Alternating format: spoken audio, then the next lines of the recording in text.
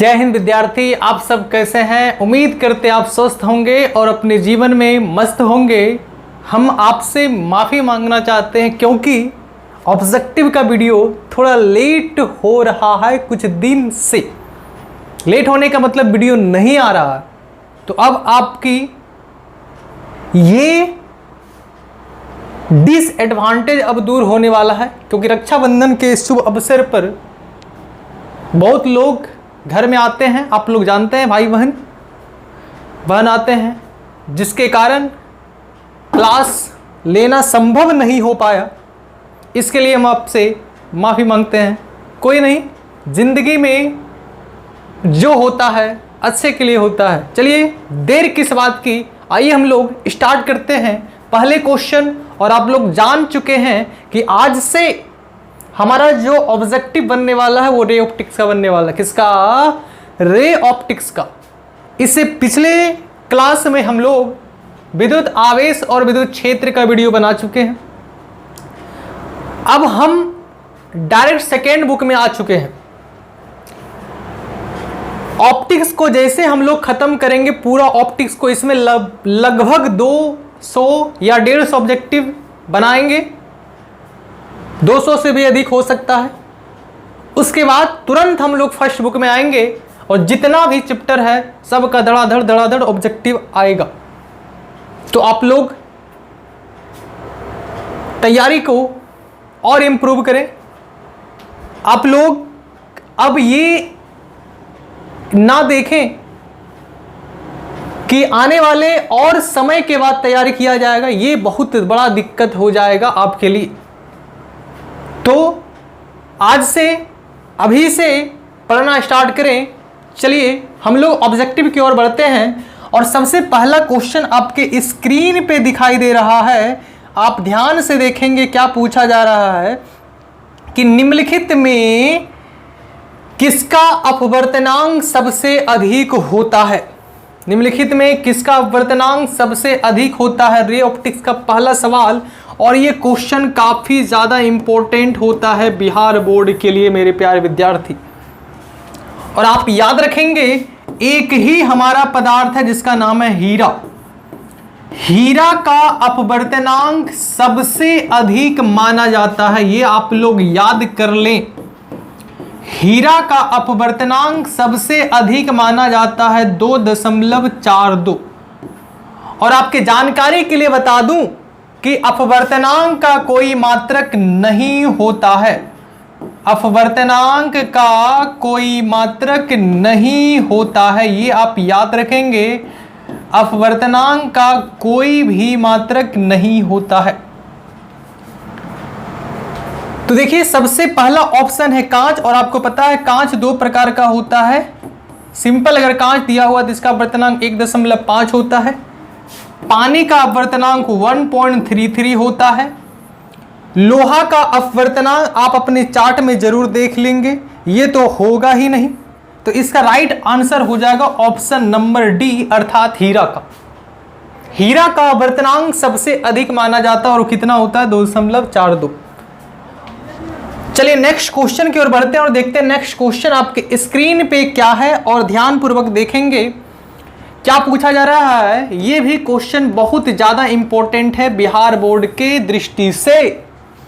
बोल रहा है श्वेत प्रकाश। आपको पता है श्वेत प्रकाश का मतलब होता है सफेद प्रकाश। और ये श्वेत प्रकाश सूर्य से निकलने वाली किरण होती है। और आपको पता है श्वेत प्रकाश 7 कलर से मिलकर बनता है। श्वेत प्रकाश 7 कलर मिलकर बनता है जिसका नाम होता है VIVGOR, VIVGYOR। आपको पता है यही 7 कलर आपका होता है श्वेत प्रकाश में। ये सारा कलर जब मिलता है तो श्वेत प्रकाश बन जाता है। तो बोला श्वेत प्रकाश एक स्पंद हवा से शीशे की स्लेब पर अभिलंब आपतित होती है। तो स्लेब से गमन के पश्चात सबसे पहले कौन सा किरण बाहर आएगा, सबसे पहले कौन सा रंग बाहर आएगा। ये क्वेश्चन कंसेप्चुअल क्वेश्चन है। आइए हम इसको थोड़ा अच्छे तरीके से आपको समझाना चाहेंगे। आइए हम आपको नोट में इस चीज को समझाना चाहेंगे ताकि आप कोई भी चीज को रटे नहीं, रटने का प्रयास ना करें।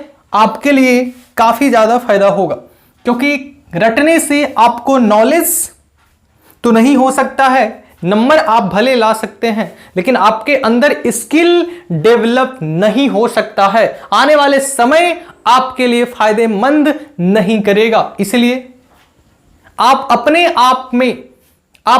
आप को स्किल में समय दें, ना कि रटने में समय दें। क्योंकि अगर आप अभी स्किल में समय दे दिए तो आज के बाद याद रखना मेरे प्यारे विद्यार्थी, आने वाले समय आपका होगा, आने वाला समय सिर्फ आप ही का होगा। तो आइए इस क्वेश्चन को ध्यानपूर्वक समझेंगे। क्या बोल रहा है कि हमारा एक कांच का टुकड़ा है और इस कांच के टुकड़े में क्या है भैया, कांच का टुकड़ा थोड़ा अच्छे से हम लोग बनाते हैं डायग्राम के द्वारा तो सही रहेगा। चलिए, ये हमारा है कांच का टुकड़ा, इसको और थोड़ा मोटा कर देते हैं भाई। चलिए, ये ठीक लग रहा है, ये ठीक लग रहा है, चलो ये अच्छा है। अब यहां पे हमारा देखिए श्वेत प्रकाश इस कांच पे पड़ा, ये श्वेत प्रकाश यहां पे पड़ा और यहां पे हमारा अभिलंब है। क्या है भैया, अभिलंब है ये हमारा। ध्यानपूर्वक देखेंगे, बड़ा मस्त बेहतरीन सवाल है। और आपको पता है ये हमारा विरल माध्यम है, कांच हमारा हो गया सघन माध्यम, फिर आगे हमारा हो गया विरल माध्यम। अर्थात पहले हमारा लाइट विरल से सघन में आएगी, फिर हमारा लाइट सघन से विरल में जाएगी। अब ध्यानपूर्वक देखेंगे कि अगर ये कांच नहीं होता तो ये तो हमेशा विरल रहता। कांच आने के कारण अब हमारा ये लाइट बताओ विरल से कहां जा रहा है, सघन में। और आपको पता है अगर कोई भी लाइट विरल से सघन में जाएगा तो ये अभिलंब की ओर मुड़ेगा कि विलंब से दूर, बताइए। अगर ये कांच नहीं होता तो सीधे जाता, तो ये हमारा लाइट इधर मुड़ जाएगा, अर्थात अभिलंब की ओर। किसी को समस्या नहीं होनी चाहिए। अब फिर ये लाइट देखो सघन से कहां जा रहा है भाई, विरल। फिर यहां पे आप एक अभिलंब खींचे, क्या खींचे, फिर यहां पे आप एक अभिलंब खींचे। बड़ा मस्त सवाल है भाई। अगर आपके पास थोड़ा सा जानकारी होगा तो आप इस क्वेश्चन को बड़ा शानदार तरीके से समझेंगे और बोलेंगे हाँ सर आपने बहुत अच्छे तरीके से बताया।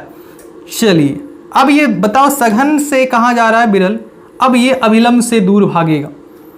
तो आपको पता है ये सारा जो कलर है ये श्वेत प्रकाश है, और श्वेत प्रकाश में आपको ये बोला जा रहा है कि ये श्वेत प्रकाश में जो 7 कलर होता है, कौन कौन, VIVZYOR,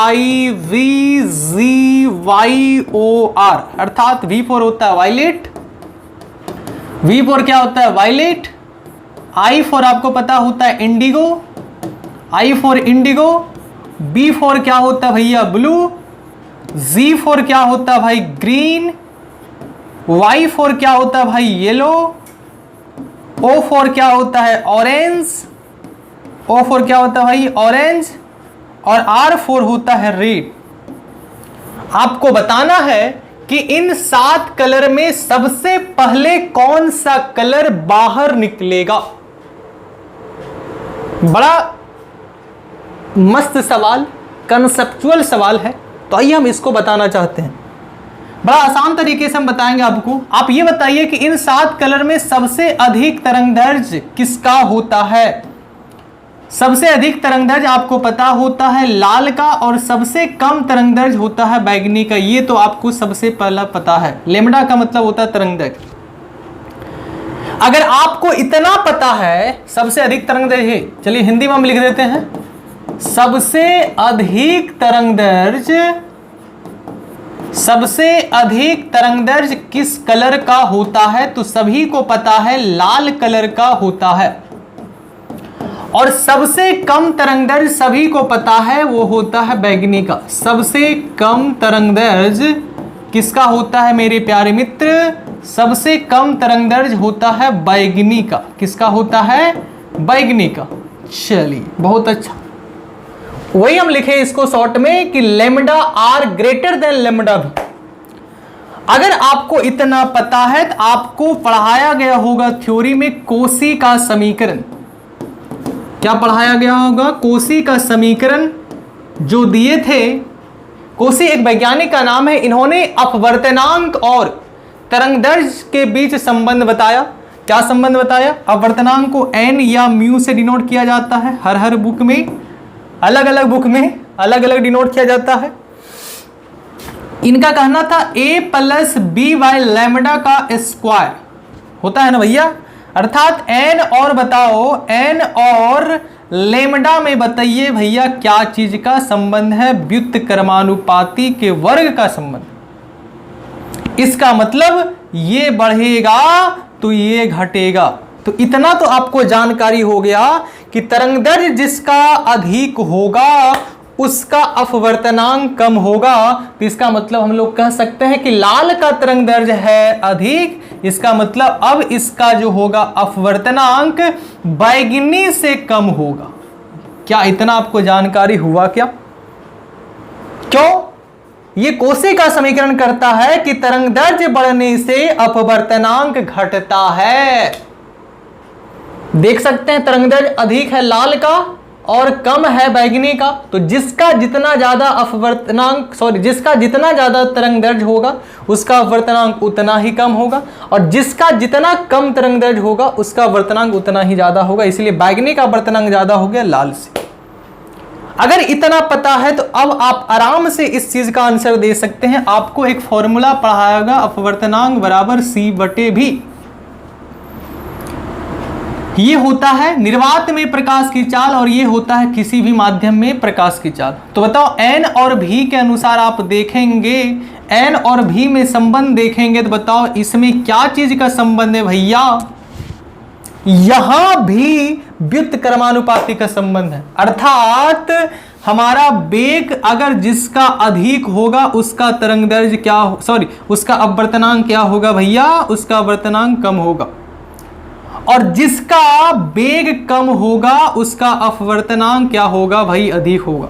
तो अभी आपको देखिए एक तरीका बताए थे कि बताओ अपवर्तनांक किसका ज्यादा होता है? अपवर्तनांक बैगनी का ज्यादा होता है, और जिसका अपवर्तनांक ज्यादा होगा, ध्यान पूर्वक देखेंगे, जिसका अपवर्तनांक ज्यादा होगा उसमें प्रकाश की चाल क्या होगा भाई? अर्थात उसका प्रकाश की चाल क्या होगा? कम होगा।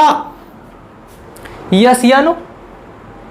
इसका मतलब हम बोल सकते हैं कि प्रकाश का चाल लाल का अधिक होगा और बैगनी का कम होगा। मेरे प्यारे मित्र, क्या समझ में आया क्या? अर्थात लाल का स्पीड अधिक होगा और बैगनी का स्पीड कम होगा। तो जिसका स्पीड ज्यादा होगा वह धाई निकल जाएगा, वो जिसका स्पीड ज्यादा होगा वो तो तुरंत निकल जाएगा ना भाई। तो बताइए क्या आपको इसका आंसर मिला या नहीं मिला? अब आपको ये चीज बहुत अच्छे तरीके से समझ में आया होगा। चलिए अब इसका आप जवाब देंगे ध्यानपूर्वक। ये चीज हमने आपको बता दिया। बताइए जब कांच से प्रवेश करेगा तो बताओ सबसे पहले कौन सा रंग बाहर आएगा? तो नीला को तो बात ही छोड़ दो, हरा का बात ही हटा दो, हमको देखना लाल और बैगनी में। तो सबसे बताओ ये तो हर बैगनी हो ही नहीं सकता। इसका राइट आंसर लाल, जो कि अभी आपको प्रूव करके भी हमने दिखाया। बताइए आपको समझ में आ रहा है? आ रहा है तो जरूर उस चीज को नोट डाउन करें। चलिए नेक्स्ट क्वेश्चन की ओर बढ़ते हैं। देखते हैं नेक्स्ट क्वेश्चन आपके स्क्रीन पे क्या दिखाई दे रहा है। ये क्वेश्चन भी काफी ज्यादा बिहार बोर्ड में पूछा गया है। यहां से आपको हम बता दें कि आप लिख लीजिएगा, अगर आपको समतल दर्पण का फोकस दूरी पूछे, समतल दर्पण की फोकस दूरी पूछे तो आपको जवाब देना है इनफिनाइट, या फिर समतल दर्पण की वक्रता त्रिज्या भी अगर पूछेगा आपसे तो आपको जवाब देना है इनफिनाइट। क्या जवाब देना है मेरे प्यारे मित्र? इनफिनाइट। तो पूछा क्या जा रहा है? समतल दर्पण की वक्रता त्रिज्या बताइए। अनंत हो जाएगा। शून्य हो ही नहीं सकता है, -5 हो ही नहीं सकता है, +5 हो ही नहीं सकता है। तो इसका राइट आंसर ऑप्शन नंबर ए अर्थात अनंत होगा। चलिए नेक्स्ट क्वेश्चन की ओर बढ़ते हैं। नेक्स्ट क्वेश्चन में देखते हैं क्या पूछा गया। ये भी क्वेश्चन बिहार बोर्ड में बहुत बार पूछा गया। सारा क्वेश्चन हम आपको करवाने जा रहे हैं, तो आप घबराएं नहीं, चाहे शॉर्ट हो लॉन्ग हो, सबको फोड़ने वाले। क्या पूछा जा रहा है? जल और कांच, यहां पे लिखाना चाहिए कांच। जल और कांच के अपवर्तनांक क्रमशः 4/3 तथा 3/2 है। तो पूछा जा रहा है जल का कांच के सापेक्ष अपवर्तनांक बताइए। अर्थात आपसे पूछा जा रहा है जल का अपवर्तनांक कांच के सापेक्ष। तो जो जो पहले दिया हुआ उसको आप लिखें। देखिए जल का अपवर्तनांक दिया हुआ 4/3। जल का अपवर्तनांक कितना दिया हुआ है? 4/3। कोई दिक्कत नहीं। आगे बताओ कांच का अपवर्तनांक बताओ कितना दिया हुआ है? कांच का अपवर्तनांक दिया हुआ 3/2। अब देखिए क्वेश्चन ध्यान पूर्वक पढ़ेंगे। जल का कांच के सापेक्ष अपवर्तनांक, अर्थात जल का अपवर्तनांक पूछा जा रहा है कांच के सापेक्ष। तो इसके लिए हम आपको एक ट्रिक बता रहे हैं। जिसका अपवर्तनांक पूछेगा उसको पहले लिखेंगे। तो जल का पूछा जा रहा है तो जल को पहले लिखेंगे, अर्थात वाटर, W का मतलब वाटर। कांच का सापेक्ष पूछा जा रहा है, कांच के सापेक्ष, कांच को इंग्लिश में ग्लास बोलते हैं, ऐसे लिखना। जिसका अपवर्तनांक पूछेगा उसको आप पहले लिखेंगे और जिसके सापेक्ष पूछेगा उसको आप बाद में लिखेंगे। और आप इस फॉर्मूला तो जानते ही होंगे। अपवर्तनांक के अनुसार पहले वाला ऊपर बाद वाला नीचे, पहले वाला ऊपर बाद वाला नीचे, अर्थात W पहले, W को ऊपर लिखेंगे, G बाद में, G को नीचे लिखेंगे। और सबका मान दिया हुआ रख दीजिए। NW का मान बताइए कितना है? 4/3 रख दिए, बटे NG का मान कितना है? 3/2 रख दिए।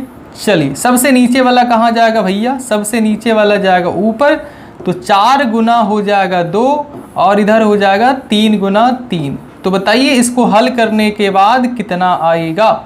4 दूना हो जाएगा 8 और 3 तिया हो जाएगा 9, अर्थात NWG का मान बताइए भाई लोग कितना निकला? 8/9 निकला। कितना निकला? 8/9। तो क्या इसका राइट आंसर 2 होगा? नहीं। क्या इसका राइट आंसर 1/2 होगा? नहीं। क्या इसका राइट आंसर 9/8 होगा? नहीं। इसका अपवर्तनांक 8/9 होगा। लेकिन अगर यही सवाल ऐसे पूछ देता कांच का जल के सापेक्ष, तो बताओ G को आगे लिखते, W को बाद लिखते, ये ऊपर पलट जाता, तब हो जाता 9/8। तो ऐसे क्वेश्चन को ध्यान पूर्वक आप लोग बनाएंगे। चलिए अगले क्वेश्चन की ओर बढ़ते हैं। और अगला क्वेश्चन भी काफी आसान है। आप इसका जवाब दें सभी लोग कमेंट में, बताइए option number A, option number B, option number C, option number D. चलिए आप लोग पहले बताइए, उसके बाद हम आपको जवाब देते हैं। जल्दी जल्दी आप लोग बताएंगे इसका राइट आंसर क्या हो जाएगा। जल्दी जल्दी आप लोग बताइए इसका राइट आंसर क्या होगा। जल्दी जल्दी बताइए। देखिए क्या पूछा जा रहा है कि तालाब की तली, मतलब तली का मतलब ऊपर वाला भाग, तालाब की तली कुछ ऊपर उठी हुई प्रतीत होता है। इसका तो सिंपल राइट आंसर होगा। सिंपल आंसर होने वाला है। पेंसिल का मुड़ा हुआ प्रतीत होना, सिक्के का उठा हुआ प्रतीत होना, ये सारा आंसर बताओ क्या होता है? सारा आंसर होता है, सबको पता होगा, प्रकाश के अपवर्तन के कारण। ये तो होगा ही नहीं व्यतिकरण, परावर्तन तो हो ही नहीं सकता है, वितरण भी हो ही नहीं सकता। इसका राइट आंसर होगा अपवर्तन। चलिए अगले क्वेश्चन की ओर बढ़ते हैं। देखते हैं अगला क्वेश्चन क्या आपके स्क्रीन पे दिखाई दे रहा है। हाँ, किस कारण वायु का बुलबुला पानी के अंदर चमकता है? आप लोग पता है हीरा अंदर में क्यों चमकता है? बताएंगे सभी लोग राइट आंसर। हीरा अंदर में क्यों चमकता है? तो पूर्ण आंतरिक परावर्तन के कारण होगा। तो ये परावर्तन हो ही नहीं सकता, आवर्तन हो ही नहीं सकता है, विवर्तन हो ही नहीं सकता। इसका राइट आंसर हो जाएगा पूर्ण आंतरिक परावर्तन। हीरा चमकता है, वायु का बुलबुला पानी के अंदर चमकता है। इसका सभी का राइट आंसर क्या होगा? पूर्ण आंतरिक परावर्तन।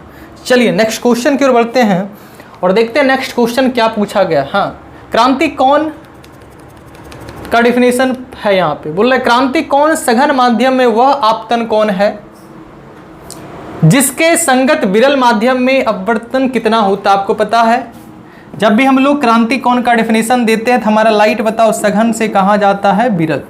ये हमारा है सघन, ये हमारा है विरल। हमारा लाइट बताओ सघन से जाएगा विरल, और यहाँ पे हमारा होता है अभिलंब। और आपको पता है जैसे ही ये सतह पे आएगा हमारा लाइट, यहाँ पे बताओ आर का मान कितना हो जाएगा, 90 डिग्री।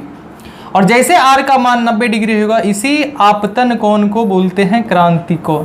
तो बताइए क्रांति कोण कब कहलाता है, जब अपवर्तन कोण कितना होगा, 90 डिग्री। तो इसका राइट आंसर ए तो हो ही नहीं सकता है, बी हो ही नहीं सकता है, डी हो ही नहीं सकता। इसका राइट आंसर होगा ऑप्शन नंबर सी। सारा क्वेश्चन इंपॉर्टेंट है भाई। चलिए अगले क्वेश्चन की ओर बढ़ते हैं। अगला क्वेश्चन आपके स्क्रीन पे दिखाई दे रहा है, और ये क्वेश्चन काफी ज्यादा इंपॉर्टेंट है मेरे प्यारे मित्र। क्या बोला, पूर्ण आंतरिक परावर्तन के लिए क्रांति कोण अधिकतम कब होगा, जबकि किरण कहां से एक बार जा रहा है, पानी में, कहां से जा रहा है, वायु में, पानी से जा रहा है वायु में, और हीरे से जा रहा है वायु में। ऐसे सवाल को हम आपको अच्छे तरीके से हम बताते हैं, आप इसे कॉपी में जरूर हल कर लीजिएगा और इसका आंसर आप ही लोग बताइएगा। चलिए ऐसे क्वेश्चन का हम थोड़ा सा थ्योरी का जानकारी देते हैं, ताकि अगर ऐसे क्वेश्चन अगर एग्जाम में आएगा भी तो आप आराम से जवाब दे देंगे। आइए क्रांतिक कोण आप लोग पढ़े होंगे, क्या पढ़े होंगे भाई, क्रांतिक कोण अगर पढ़े हैं तो जवाब देंगे सभी लोग। इंग्लिश में बोलते हैं इसको क्रिटिकल एंगल। इंग्लिश में क्या बोलते हैं भैया, critical angle, critical angle, critical angle. सब लोग जानते होंगे, अगर जानते हैं तो थोड़ा बताना क्या है। चलिए हम बताते हैं। ये हमारा मान लो सघन माध्यम है, ये हमारा कौन सा माध्यम है भाई, सघन माध्यम, और ये हमारा है भैया विरल माध्यम। विरल माध्यम, अगर आप कांच और पानी को लेंगे तो कांच हमारा हो जाएगा सघन और पानी हो जाएगा विरल। अगर कांच और वायु को लेंगे तो कांच हो जाएगा सघन, वायु हो जाएगा विरल। तो अभी हम लोग कोई फिक्स नहीं करते हैं, अभी सिंपल लिख रहे हैं सघन और विरल। कांच को बोलते हैं रेरर में, सॉरी विरल को बोलते हैं रेरर मीडियम, और सघन को इंग्लिश में बोलते हैं डेंसर मीडियम। क्या बोलते हैं भैया, डेंसर मीडियम। अब देखिए हमारा जो लाइट जाता है वो सघन से कहां जाता है, विरल। ये हमारा है सघन और जा रहा है भाई विरल। तो बताओ यहां पे हम लोग क्या खींचेंगे, यहां पे अभिलंब खींच देंगे। चलिए यहां पे आप अभिलंब खींचेंगे, थोड़ा अच्छे से खींचे, सीधा, सुंदर लगे, क्या लगे, सुंदर लगे। चलिए, है ना। तो आपको पता है लाइट अगर जैसे यहां मुड़ जाएगा, लाइट जैसे यहां पे आ जाएगा, ये लाइट अगर आपको पता है सघन से विरल जाता है तो अभिलंब से क्या होता है, दूर, अभिलंब से दूर, अभिलंब से दूर, अभिलंब से दूर। जैसे एक समय यहां पे आएगा तो आपको पता होना चाहिए यहां पे अपवर्तन कोण अर्थात आर का मान कितना होगा, 90 डिग्री। और जैसे आर 90 डिग्री होगा, बताओ इस आपतन कोण को हम लोग क्या बोलेंगे, क्रांति कोण, जिसको डिनोट किससे करते हैं, आईसी से। अब यहां पे थोड़ा स्नेल का नियम लगाएंगे। किसका नियम लगाएंगे भाई, स्नेल का नियम। और आपको पता होना चाहिए स्नेल का नियम होता है साइन आई बटे साइन आर बराबर होता है नियतांक, और इस नियतांक का जो मान होता है उसको हम लोग बढ़ते हैं अपवर्तनांक। और स्नेल का नियम आपको लगाना भी अगर आता होगा तो आप बताएंगे, अगर नहीं आता तो हम आपको बताते हैं। जिसमें लाइट जाएगा उसको हम लोग पहले लिखते हैं। तो लाइट बताओ गया विरल में, तो विरल के लिए लिखते हैं आर, आर का मतलब रेरर, और जिससे आया लाइट उसके लिए उसको हम लोग लिखते हैं बाद में। तो बता आया किससे, डेंसर से, तो डेंसर को लिखेंगे बाद में, कोई दिक्कत। स्नेल का नियम कहता है कि जिसमें लाइट जाएगा उसको आपको लिखना है पहले, और जिससे लाइट आ रहा है उसको लिखना है बाद में। तो बताओ लाइट गया किसमें, विरल में, आया किससे, सघन से, तो इसको ऐसे लिखना है। अब आगे बढ़िए। आई का मतलब होता है आपतन कोण, और आपतन कोण के जगह पे बताओ क्या है, आईसी, कोई दिक्कत। और आर के जगह पे बताओ क्या है, 90 डिग्री, तो आर के जगह पे 90 डिग्री है, इसको रखेंगे NRD, कोई दिक्कत, कोई दिक्कत नहीं। तो और बताएंगे साइन 90 का मान 1 होता है, कोई बात नहीं, 1 रख दिए। तो बताओ NRD का मान कितना निकला भैया साइन IC। ये एक फॉर्मूला निकला और इसी फॉर्मूला से अभी का क्वेश्चन का आंसर का जवाब देंगे। क्या बताइए इस फॉर्मूला, ये फॉर्मूला आपको समझ में आ रहा है? अगर आपको समझ में आ रहा है मेरे प्यारे मित्र, तो ऐसे क्वेश्चन का आंसर आप आराम से दे सकते हैं। तो जल्दी से इसे नोट डाउन करें, जल्दी से इसे आप उतारें और आइए हम लोग इस क्वेश्चन का आंसर बड़े ही आसानी पूर्वक देने वाले हैं। ध्यान पूर्वक देखेंगे आप लोग, ध्यान पूर्वक देखेंगे, आप इसे उतारें। तब तक हम लोग कैलकुलेशन के लिए कैलकुलेटर लाते हैं ताकि आपको भी समझ में आए और हमको भी संतुष्टि मिले कि हम आपको समझाएं, तो थोड़ा दिल में संतुष्टि मिले कि विद्यार्थी के साथ कोई अधूरा चीज़ ना रह जाए। क्योंकि विद्यार्थी के साथ अगर कोई अधूरा चीज़ रह गया तो फिर उसको जीवन भर दिक्कत होता है। इसलिए हम ना चाहते हैं कि आप कोई करें, सब काम हम कर दें, आपके लिए अच्छा रहेगा, बेहतर रहेगा। चलिए इस फॉर्मूला को आप याद रखेंगे, NRD बराबर क्या निकला साइन IC। चलिए आगे बढ़ते हैं, NRD बराबर क्या है साइन IC।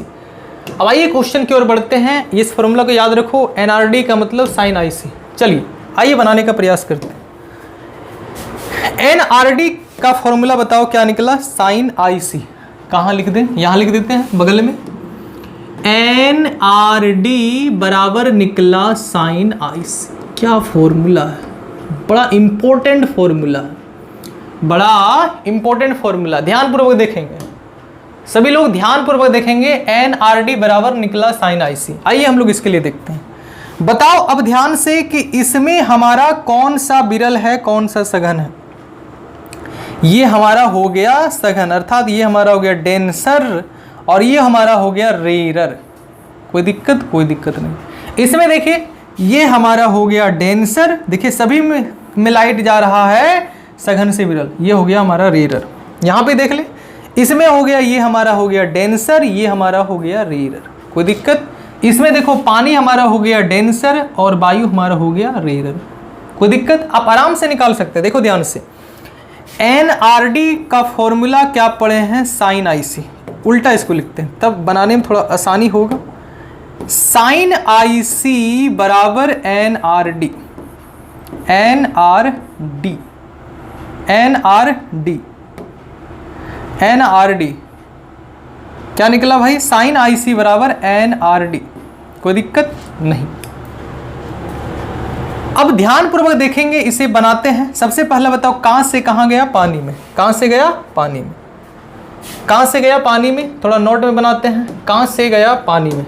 चलिए, कांच से भाई गया पानी में, कांच से गया पानी में। तो बताओ कांच हमारा हो गया सघन और पानी हमारा हो गया विरल। और आपको पता है कांच का जो अपवर्तनांक होता है वो कितना होता है 1.5 और पानी का अपवर्तनांक होता है 1.33। कोई दिक्कत, कोई दिक्कत नहीं। फॉर्मूला बताइए क्या है। सबसे फर्स्ट ऑप्शन में देख रहे हैं साइन IC बराबर होता है NRD। पूछ रहा था क्रांति कोण किसमें सबसे अधिक आएगा, तो बताओ इसको हम ऐसे लिख सकते हैं क्या, N के अनुसार पहले वाला ऊपर बाद वाला नीचे। कोई दिक्कत, कोई दिक्कत नहीं। चलिए बताइए, R की जगह पे, रेरर की जगह पे बताओ क्या काम कर रहा है वाटर, और डेंसर की जगह पे बताओ क्या काम कर रहा है हमारा कांच। ऐसे लिख सकते हैं क्या, कोई दिक्कत, कोई दिक्कत नहीं। तो बताइए यहां से साइन IC बराबर क्या निकला NW बटे NG। NW का मान बताओ कितना है 1.33 बटे NG का मान कितना है 1.5। हमको IC निकालना है तो IC बराबर हो जाएगा, साइन उधर लेके जाएंगे, हो जाएगा साइन इनवर्स 1.33 बटे 1.5। कोई दिक्कत। इसे हल करते हैं और बताते हैं इसका राइट आंसर क्या होगा। कैलकुलेटर निकल जाइए। कैलकुलेटर अगर निकलेंगे तो आप आराम से जानकारी दे सकते हैं। कैलकुलेटर में अगर आपके मोबाइल में साइन कोस 10 है तो बताएंगे सभी लोग साइन कोस 10 है या नहीं है, तो आप लोग थोड़ा बनाएं इसका राइट आंसर क्या होने वाला है।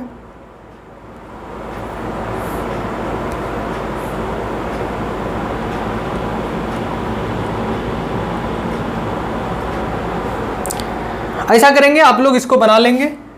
इसका जो मान आएगा इसे आप यहां लिख लेंगे, यहां लिखेंगे IC, इसका जो मान आएगा यहाँ पे लिख लेंगे। अब आइए दूसरा ऑप्शन में, इस मोबाइल में नहीं दिया हुआ है साइन कोस टेन। अब आइए देखिए दूसरा हमारा ऑप्शन है कांच से गया वायु में। कहाँ गया भाई? कांच से गया वायु में। दूसरा हमारा जो ऑप्शन है वो कांच से वायु में, कांच से वायु में। तो बताइए अभी हम लोग फॉर्मूला क्या पढ़े?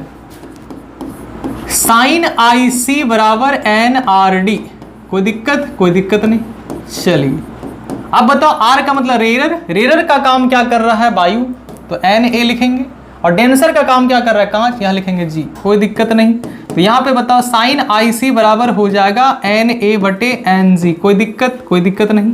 और आपको पता है कि वायु का अपवर्तनांक होता है 1 और कांच का अपवर्तनांक होता है 1.33।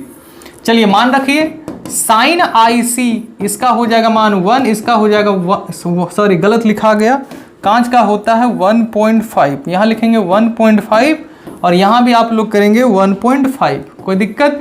आई सी का मान बताओ कितना हो जाएगा? Sine inverse 1/1.5। आप इसे हल करके जरूर बताएंगे यहाँ आई सी का मान कितना आया है। चलिए तीसरा ऑप्शन देखते हैं, तीसरा ऑप्शन में क्या दिया हुआ। तीसरा ऑप्शन है हीरे से वायु। हीरे से कहाँ है? वायु। चलिए तीसरा ऑप्शन है हमारा हीरे से वायु। ध्यानपूर्वक देखेंगे, तीसरा ऑप्शन है हीरे से वायु में, हीरे से वायु में, हीरे से वायु में। तो बताओ ये हमारा हो गया सघन, हीरा हमारा हो गया सघन और वायु हमारा हो गया विरल। फॉर्मूला भी बताओ क्या पढ़े हैं? साइन आई सी बराबर N R D, N R D.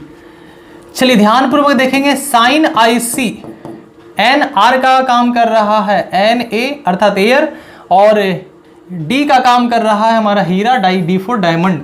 तो बताइए यहाँ से क्या लिखेंगे? साइन आई सी बराबर एन ए बटे एन डी। कोई दिक्कत? कोई दिक्कत नहीं। साइन आई सी बताओ एन ए का मान 1 होता है, आपको पता है हवा का अपवर्तनांक 1 होता है और हीरा का अपवर्तनांक होता है 2.42, 2.42 यहाँ रखेंगे 2.42। कोई दिक्कत नहीं। तो बताओ आई सी बराबर हो जाएगा साइन इनवर्स 1/2.42। इसको आप हल करके बताएंगे, ऑप्शन में सभी लोग बताएंगे कितना आएगा। चौथा ऑप्शन भी देख लेते हैं। चौथा ऑप्शन में क्या है भाई? चौथा ऑप्शन ध्यानपूर्वक देखेंगे। चौथा ऑप्शन आपके स्क्रीन पे है पानी से वायु। पानी से क्या है? वायु। चलिए चौथा ऑप्शन भी हम लोग कैलकुलेट कर लेते हैं। पानी से वायु, पानी से वायु में गया है। चलिए फॉर्मूला बताइए क्या है? एन साइन आई सी बराबर होता है एन आर डी। कोई दिक्कत? कोई दिक्कत नहीं। Sign I C N R का काम कर रहा है ए, डी का काम कर रहा है वाटर। तो बताओ कितना हो जाएगा? साइन आई सी बराबर हो जाएगा एन ए बटे एन डब्ल्यू। कोई बात नहीं। Sign I C N A का मान होता है 1, डब्ल्यू का मान होता है 1.33। तो बताइए यहाँ पे आई सी का मान कितना हो जाएगा? Sine inverse 1/1.33। कोई दिक्कत? इसका भी मान आप लोग निकाल के देखेंगे और जिसमें सबसे अधिक मान आएगा उस वही क्रांति कोण क्या हो जाएगा? अधिक हो जाएगा। ये ऑप्शन नंबर डी था, इसका मान निकाल के देखेंगे। ये हमारा ऑप्शन नंबर सी था अर्थात 3 था, इसका मान निकाल के देखेंगे। ये हमारा ऑप्शन नंबर बी था, इसका मान निकाल के देखेंगे। ये हमारा ऑप्शन नंबर ए था, इसका मान निकाल के देखेंगे। जिसमें मान सबसे अधिक आ जाएगा आई सी का मान, इसका राइट आंसर वही हो जाएगा, क्योंकि पूछा जा रहा है क्रांति कोण किसमें सबसे अधिक होगा। हम आपको अच्छे तरीके से बताएं। बताइए आप लोग को समझ में आ रहा है या नहीं? उम्मीद करते हैं आप लोग को समझ में आ रहा होगा। क्या आप सभी प्यारे प्यारे मित्रों को समझ में आ रहा है सारे क्वेश्चन? कितना अच्छे तरीके से आपको बताया गया। आप हल करके देखेंगे कि जिसमें मान आईसी का अधिक आएगा उसमें क्रांति कोण अधिक होगा। आईसी क्रांति कोण ही है ना भाई। चलिए आप लोग जवाब दे देंगे। इसका आंसर आपके ऊपर छोड़ देते हैं क्योंकि हम आपको सारा चीज बता चुके हैं। अगला क्वेश्चन देखिए क्या पूछा जा रहा है। निम्न में किस दर्पण द्वारा वस्तु का आभासी प्रतिबिंब प्राप्त किया जा सकता है? बताइए ऐसा कौन सा दर्पण है जिसमें आभासी प्रतिबिंब प्राप्त किया जाता है? आपको पता है सबसे पहला ऑप्शन देखिए क्या है? समतल। ये सबसे पहला ऑप्शन है समतल, जो आपको दिखाई नहीं दे रहा होगा। आपको पता है समतल में आभासी प्रतिबिंब हमेशा और हमेशा के लिए बनता है। उत्तल में भी आभासी प्रतिबिंब हमेशा और हमेशा के लिए बनता है।